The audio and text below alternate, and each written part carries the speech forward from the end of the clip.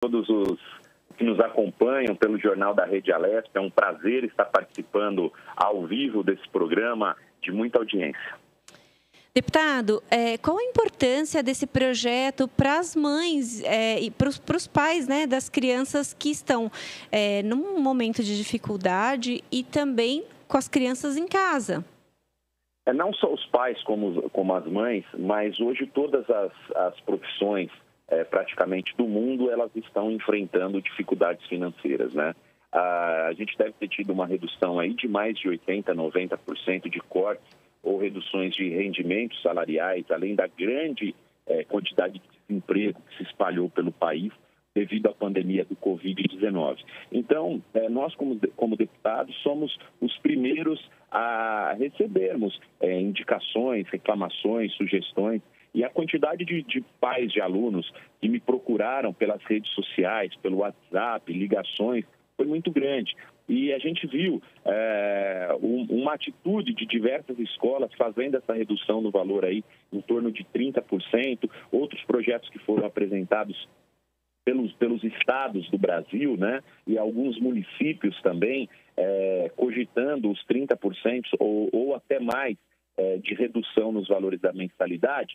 E isso não é nem quando você me pergunta, se você me pergunta, tem uma conta para chegar nesses 30%?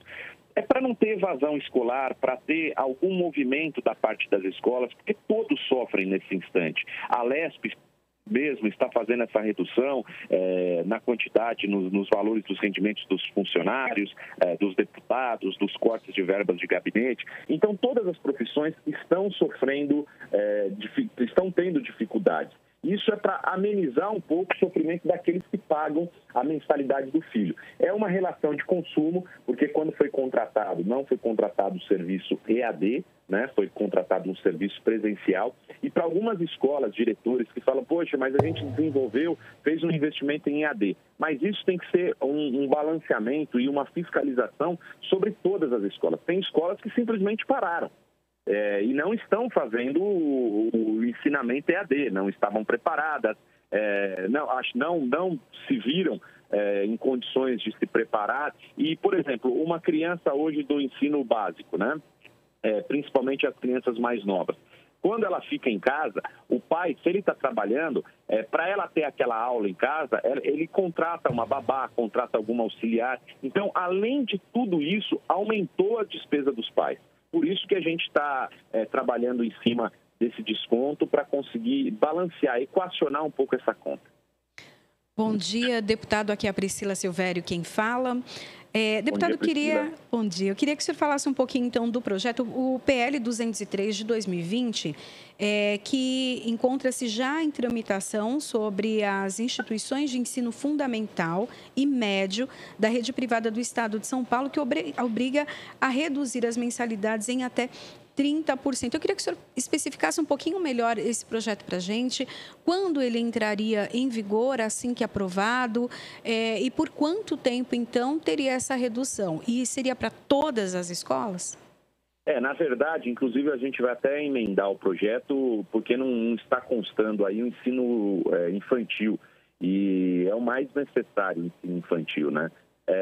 Para as universidades já consta no artigo 2º, se eu não me engano, o 2º ou 3º do projeto, ele consta as universidades.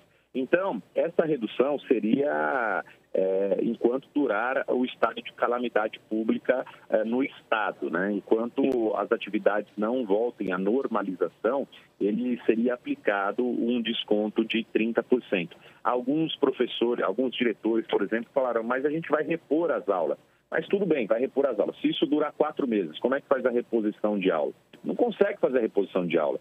Vai acabar ficando pela EAD ou vai ficar acabando não fazendo parte do calendário essas aulas. Então, nada mais justo que, não existindo a contratação, que haja um desconto.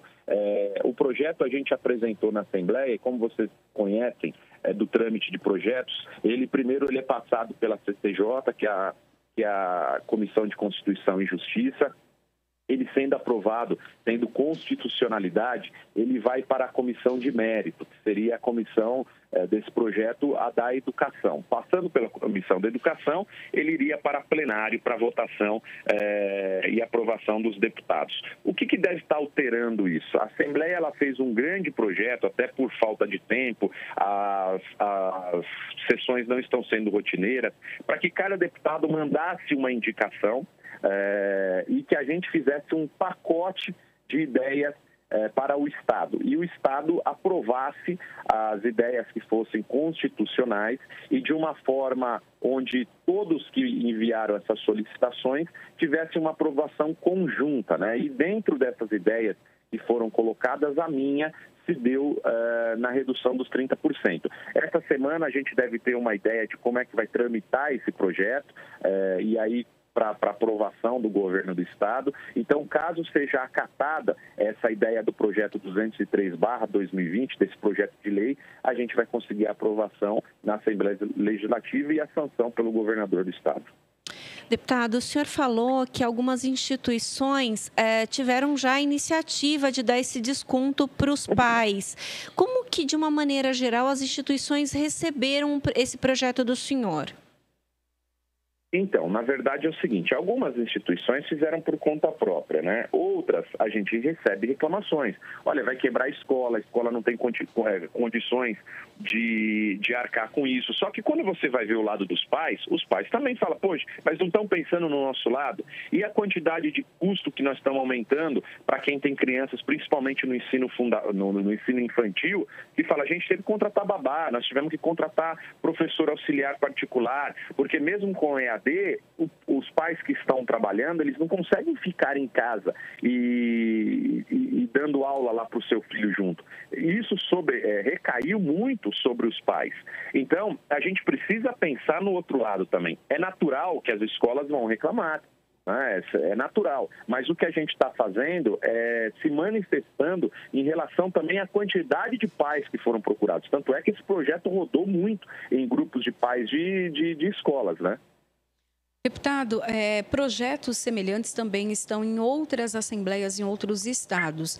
Isso acaba fortalecendo um pouco, então, essa iniciativa do senhor? O senhor acha que a união de outras assembleias traz mais força?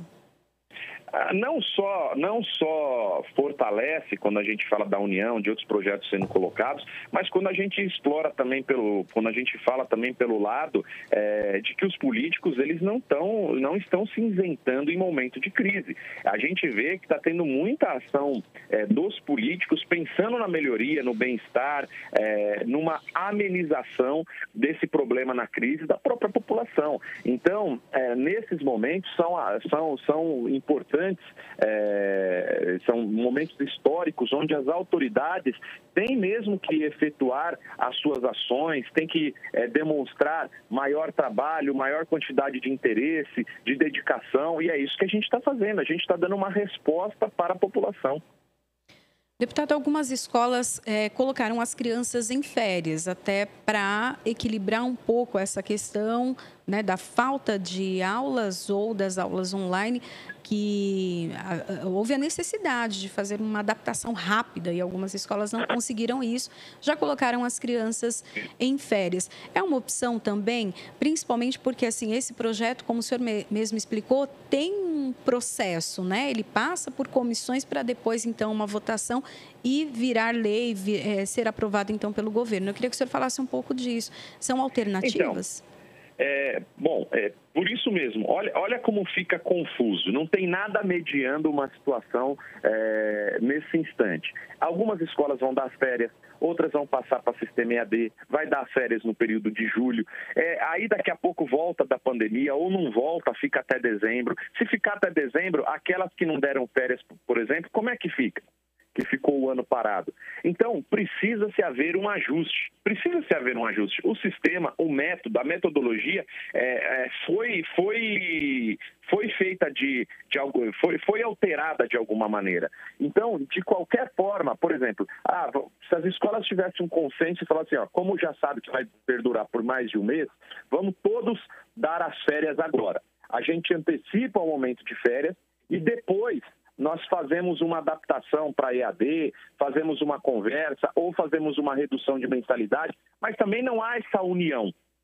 Não há essa união. Então, alguns ficarão prejudicados, outros não. Algumas terão metodologias onde vão fazer reposição de aula. Agora, vamos supor que vai até dezembro a quarentena. Como é que você vai repor as aulas? Qual é o tempo útil para você conseguir fazer reposição de aula?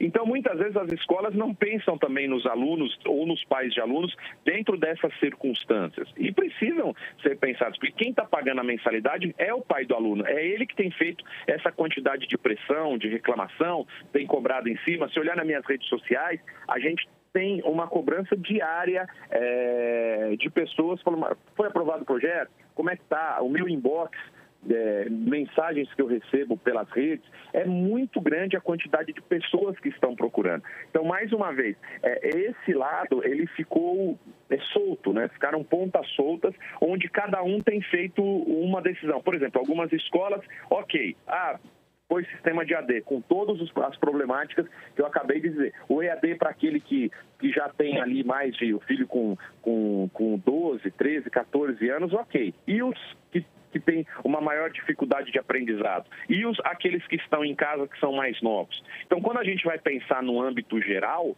a gente vê que há essas dificuldades. E uma emenda que a gente vai até colocar no projeto é para que os pais que não tiveram seus rendimentos prejudicados, por exemplo, funcionários públicos, pais que ainda não tiveram problemas de rendimentos, que paguem de forma integral os valores das mensalidades. Deputado, o senhor falou de alguns aspectos aí da questão. A escola que de alguma forma vai ter uma perda, o pai do aluno que vai ter uma perda. E a criança, como é que fica essa questão? Aí, na verdade, é uma avaliação que eu queria do senhor pessoalmente. Como é que fica essa questão didática para a criança, das perdas que ela vai ter nesses dias que ela não tem como ter a aula, e mesmo que ela tenha à distância, essa aula tenha um certo prejuízo aí de conteúdo e de didática, né? Exatamente, sem sombra de dúvida, principalmente para aquelas crianças que têm uma maior dificuldade no aprendizado. Você não consegue ter uma dedicação maior do professor, você não consegue ter o acompanhamento daquele gesto do professor estar em cima do aluno, ver as dificuldades. Tem uma dificuldade maior, e pode ter certeza que mesmo que algumas escolas fizeram a aplicação do EAD, como isso é algo novo, não deve estar sendo com uma qualidade esperada, né? Não deve ter uma qualidade que tenha uma funcionalidade assim como é a presencial. Então, por exemplo, o quanto isso prejudica o aluno, isso, infelizmente, a gente nem tem como calcular. Sabemos que é uma situação muito complicada dentro dessa didática, desse sistema de aprendizado dele. Mas isso é algo que a gente está vendo no mundo inteiro, né? Não é uma exclusividade do estado de São Paulo e do Brasil. O que a gente procura, mais uma vez, é amenizar um pouco esses prejuízos. Deputado, fugindo um pouco desse seu projeto de lei, mas há também aqui dentro da Assembleia algum movimento para reestruturar, então, essa questão das aulas, né? Como o senhor bem disse, a gente não sabe até quando vai a quarentena, né? É uma quarentena de 15 dias, mas que a gente já tem pelo governador até o dia 10 de maio, na questão do comércio, né? Então, não se falou ainda das escolas, mas já há uma movimentação aqui da Assembleia para estruturar uma lei ou alguma direção, então, para o estudo das crianças até o fim do ano? Exatamente, principalmente porque o projeto de calamidade pública, ele perdura até dezembro. Nós aprovamos até dezembro. Então, a quarentena, ela tem sido prorrogada. Agora, a partir do dia 10, alguns comércios voltarão ao funcionamento. A situação da grade escolar, a gente não sabe como vai ser. Eu ainda não vi nada dentro da Assembleia trabalhando em cima disso. Por isso que, mesmo quando algumas escolas defendem, olha, mas nós antecipamos as férias. ok, mas e se durar isso até maio, até julho, agosto, junho, julho, agosto, setembro? Não tem como fazer. Então, era melhor que se fizesse uma adaptação, que se colocasse, por exemplo, o que foi feito de férias e dado como férias faz parte da grade curricular, aí em julho repõe essas aulas, ok, aí é trocar um pelo outro. Agora, o que cai fora disso, se durar mais do que 30 dias, mais do que o período de férias escolares, não tem como simplesmente fazer por EAD. As aulas têm que ser repostas ou pelo menos que trabalhem em cima de um desconto dentro das mensalidades.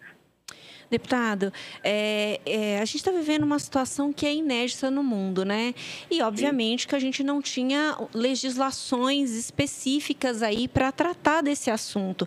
E os deputados foram se adiantando e indo atrás dessas demandas para atender a necessidade da população. Eu queria que o senhor explicasse aí para quem está nos assistindo e que não conhece como é que é o trâmite da Assembleia, como que esse projeto chegou na sua mão e como que o senhor estruturou esse projeto para atender essa demanda de pais e, claro, de estudantes aí que estão passando por essa dificuldade agora nesse momento de pandemia? Então, pela própria indicação, recomendação dos pais, pela própria súplica deles, né, em relação a uma situação como essa, com queda de rendimentos, de arrecadação familiar, se você for analisar ou avaliar uma família que paga o ensino particular aos seus filhos, o maior gasto dela, o maior custo dela dentro da casa, dentro da família, é a educação, sem sombra de dúvida. Então, o que a gente analisou? A gente fez uma análise no sentido de reunir essas indicações, recomendações. Muitos pais falaram em 50%, só que a gente sabe que não tem condições. Não adianta a gente pedir um aumento, uma redução maior, porque isso também só vai vir a prejudicar mais ainda, principalmente os professores da rede particular, as faculdades, porque aí os cortes serão muito maiores. Agora, a gente fez um levantamento, principalmente em que diversas escolas já trabalharam por conta própria num valor de redução, avaliamos alguns projetos que já estavam em tramitação pelo Brasil afora, e apresentamos o projeto. Agora, como ele passa pelas comissões, é claro, ele ainda pode sofrer adaptações. No Rio de Janeiro, o que foi colocado pela Alerj, lá do Rio, ele sofreu algumas adaptações no projeto, algumas emendas, e aí estava indo para processo de aprovação. Provavelmente isso acontecerá com o nosso também. Algumas sugestões, alguns deputados emendarão o projeto e aí a gente consegue fazer adaptações. Muitos projetos chegam de um jeito, de uma forma na casa e eles terminam de um alinhamento totalmente diferente. Então, essas adaptações, elas são feitas. Agora, o que é importante é fazer a inserção dele, a publicação no Diário Oficial, e aí vai lapidando e fazendo as adaptações no percurso. Deputado, nós temos uma questão que é o desemprego, né? E algumas pessoas já foram dispensadas dos seus empregos, porém faziam faculdade ou pagavam as escolas. No caso dessas pessoas que vão ter que suspender o pagamento, né? Não vão conseguir, então, manter esse pagamento por algum tempo até, ou uma nova colocação no mercado de trabalho, ou os salários que foram diminuídos voltarem ao normal. Nesse caso, o aluno, ele vai sofrer algum dano? Ele pode ser, por exemplo, ser convidado a se retirar da instituição ou não? Ele vai ficar com a educação assegurada, pelo menos até o fim do ano, quando há a rematrícula? Eu acredito que precisa ter um bom senso nesse sentido, né? Principalmente, por exemplo, quando você vai trabalhar. Como é que funciona uma pessoa que tem um comércio e ela está com o comércio fechado, mas ela paga aluguel? Ela deixa de pagar o aluguel? Não paga? Procura uma negociação com o proprietário? Existe uma lei, por exemplo, do inquilinato. Então, o que você vai fazer? O que é esperado? É de que todas as pessoas que estão sofrendo problemas como esse, ou têm sofrido problema de redução de rendimentos, sem condições de fazer o pagamento, que a primeira coisa, procure a instituição. converse com a instituição, mostre que você está tendo dificuldade, mostra que você está sendo uma vítima ainda de forma mais efetiva, né? mais prejudicada pela crise, expõe a situação, porque eu tenho certeza que a instituição, nesse momento, tem visto a dificuldade de todos. Então, quando você consegue lá mostrar boa fé, quando você vai negociar, quando você conversa, quando você mostra que não tem condições de pagamento e trabalha caso a caso, as instituições com certeza farão alguma adaptação, farão uma readaptação ao seu processo de pagamento, até porque a gente sabe que a crise está sendo muito prejudicial, mas ela é passageira. E eu não acredito que a instituição vá querer perder o aluno. Ela também vai conseguir entender que é um momento de dificuldade mundial. Então, a negociação, a conversa, o alinhamento, mostrar boa-fé, eu acredito que são assuntos e situações primordiais para a gente conseguir adaptar o dia a dia que estamos passando, o momento que estamos passando. Deputado, eu queria tocar numa outra questão aqui com o senhor. O senhor é natural aí de Ferraz de Vasconcelos, né, no Alto Tietê.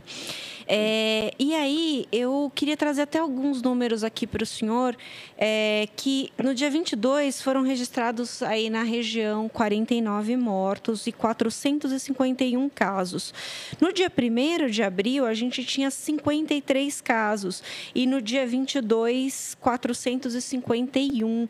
O que aconteceu na região, deputado, que aumentou assim tão significativamente o número de casos em 20 dias?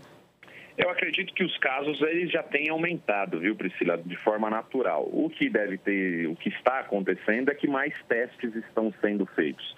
Tanto é que a gente sabe que a quantidade de infectados é muito maior do que a que consegue ser comprovada, né? Por exemplo, se você pegar eu vejo as cidades postando lista de óbitos confirmados, aguardando confirmação, infectados. Quando você vai ver a quantidade de óbitos aguardando confirmação, é uma quantidade muito grande de pessoas que já vieram ao óbito e que ainda aguarda resposta de testes. Então, muitos desses que vieram ao óbito, eles nem conseguiram ser testados. Informações da semana passada, e que num momento de crise como essa, informação do dia passado já é muito complicado de se trabalhar, mas só para a gente ter uma ideia, nos Estados Unidos também tinha uma linha mais ou menos aproximada com a do Brasil. Quando começou a testar lá, a gente viu que os números explodiram.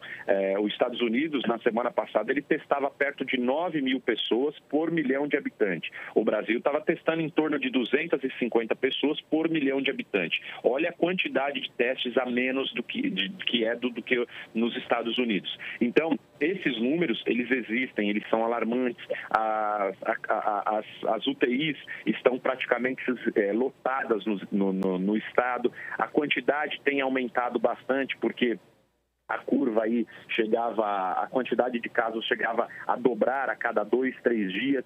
Então, quanto mais pessoas vão sendo infectadas, dentro de uma ordem que uma pessoa pode contaminar em um mês mais de 400 pessoas sem o isolamento social, é natural de que se você for fazer a contagem geométrica dessas 400, quantas elas infectam por outras 400 por mês cada uma, o número explode mesmo, e é o que a gente tem enfrentado. Na verdade, é o seguinte, a quarentena, esse isolamento social, muitos falam, olha, o isolamento social é para preparar o sistema de saúde do Estado para que ele possa atender. Não tem como estar preparado para a quantidade de pessoas que estão sendo infectadas e que estão utilizando o UTI. É para que realmente seja achatada a curva, para que as pessoas não se contaminem de forma simultânea e a saúde, os profissionais de saúde precisam escolher quem morre e quem vive, como aconteceu na Itália. Pessoas que chegavam acima dos 70, 80 anos não eram nem entubadas e só aguardavam a morte. E é uma morte que o Covid causa muito rápida. Depois que você mostra problemas respiratórios, 3, 4 dias, a pessoa vem a óbito. Então, não existe possibilidade de ter UTIs suficientes e respiradores para atender essa população que sofre com problemas respiratórios. Até porque uma pessoa, quando ela fica entubada, ela pode ficar 10, 12, 13, 14 dias entubada até a sua melhoria. Então, é muito tempo de ocupação do leito, muito tempo mesmo. Sim. Eu só queria deixar aqui claro, deputado, que desses 451, a gente tem 234 pessoas que foram curadas, graças a Deus, né? Então, sim. Né? Então, é importante que a gente coloque esses dois lados aí da questão. Deputado... Claro, se a gente for fazer uma avaliação, é natural que, assim, a quantidade de cura será mais de 80%, Sim. É natural. Só que o que acontece? Mesmo quando a gente diminui esse valor essa quantidade de óbitos, ele não chega nem perto da quantidade de UTIs que nós temos. Então, o que a gente está preocupado, claro, eu fico satisfeitíssimo, muito feliz quando as pessoas se curam, mas o problema é aquelas que não vão ter nenhuma condição de um respirador para sobreviver. Então, mesmo se fosse 1% só de taxa de letalidade, mas esse 1%, ele está perdendo a sua vida porque não tem UTI, já era algo muito trágico.